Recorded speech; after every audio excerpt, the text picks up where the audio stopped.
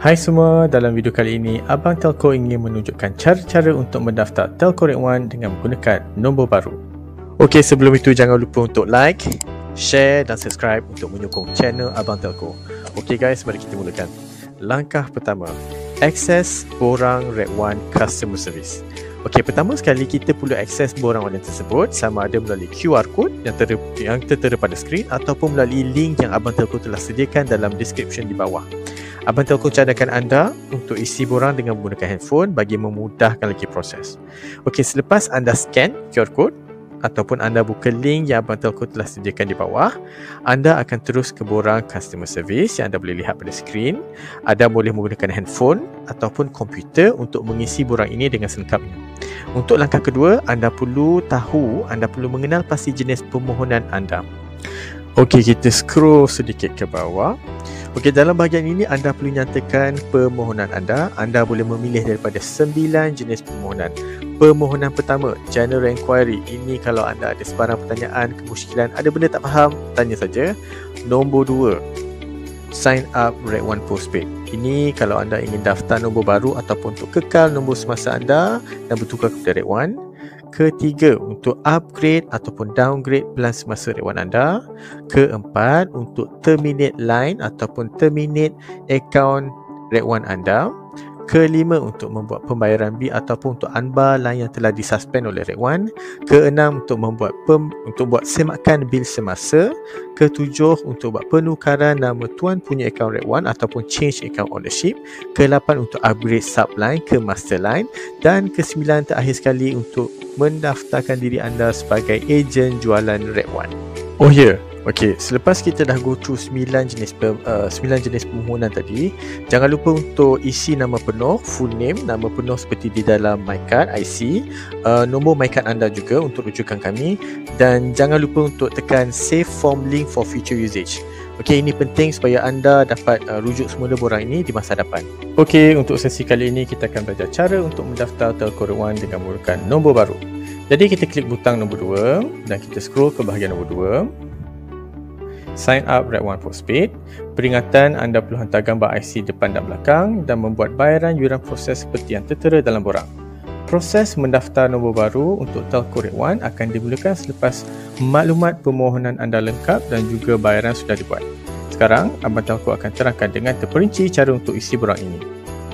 Okey, pertama sekali klik link Pay Registration untuk buat bayaran. Anda akan dibawa ke page Bill Please untuk membuat bayaran secara atas talian.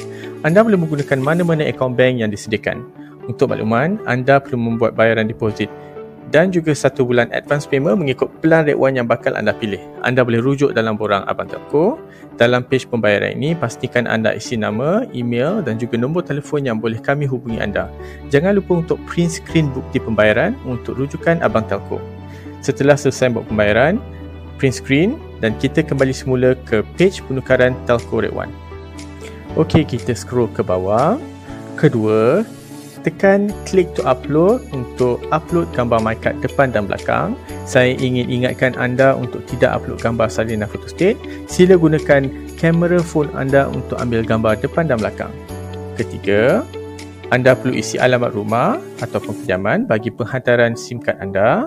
Keempat, anda perlu mengisi nama penuh ibu anda mengikut kad pengenalannya. Kelima, di bahagian email, anda perlu mengisi alamat email yang betul untuk penghantaran bil bulanan. Keenam, bagi pilihan pendaftaran, anda perlu memilih new number bagi membolehkan anda melanggan pelan Rate 1 dan menggunakan nombor baru. Ketujuh, anda perlulah memilih salah satu daripada pelan-pelan yang telah disediakan oleh Rate 1. Abang Telco akan update dari masa ke masa jika ada sebarang produk-produk baru daripada Rate 1. Okey, ke-8, scroll ke bahagian to register a new number. Okey, pertama sekali klik pada I will pay RM10 dan deposit.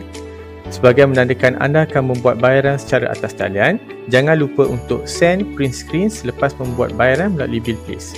Ke-9, anda perlu mengisi 4 digit pilihan anda. Sila jangan masukkan nombor yang terlalu cantik seperti 1111, 2222, 8888. Memang tak akan dapat punya. Jadi masukkanlah nombor 4 digit yang rawak seperti 3498 ataupun 5893 tim Abang Telco akan mengusahakan untuk mendapatkan 4 nombor pilihan anda. Akhir sekali, scroll ke bahagian paling bawah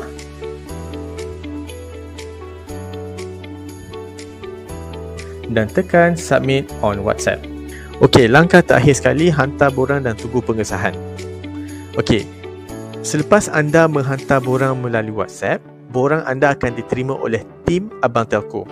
Tim Abang Telco akan buat proses permohonan anda secepat mungkin. Anda juga akan dimaklumkan melalui WhatsApp apabila permohonan anda telah diluluskan.